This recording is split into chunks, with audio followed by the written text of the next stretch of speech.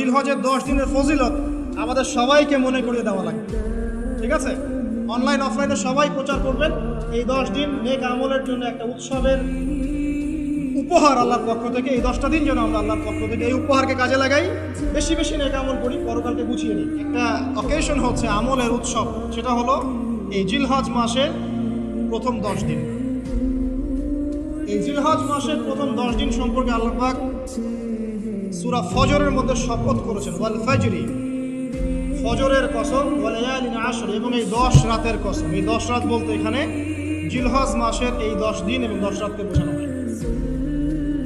এর ফজিলত সম্পর্কে নবী সাল্লাল্লাহু আলাইহি ওয়াসাল্লাম একটা হাদিসে বলছেন, সহিহ বুখারীর হাদিস, ইবনে আব্বাস রাদিয়াল্লাহু আনহুমা থেকে বর্ণিত, নবী করিম সাল্লাল্লাহু আলাইহি ওয়াসাল্লাম বলেছেন, মা মিন আইয়ামিন আমালু সালিহু ফীহিন্না আহাব্বু ইলাল্লাহ মিন হাযিহিল আইয়ামিল আশর।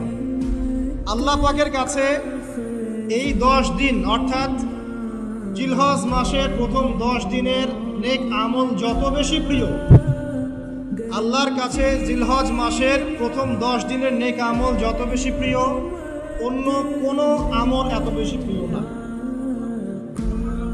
অন্য কোনো আমল, এটা বুঝতে গিয়ে সাহাবায়ে কেরাম প্রশ্ন করছেন, ক্বালু, তারা বলছেন, ইয়া রাসূলুল্লাহ, হে আল্লাহর রাসূল, বলুন সাল্লাল্লাহু আলাইহি ওয়াসাল্লাম, ওয়ালাল জিহাদু ফি সাবিলিল্লাহ, আল্লাহর পথের জিহাদও কি নয়?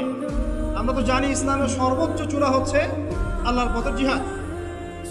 তো নবী সাল্লাল্লাহু আলাইহি ওয়াসাল্লাম বলছেন, ওয়ালাল জিহাদু ফি সাবিলিল্লাহ, আল্লাহর পথের জিহাদও নয়।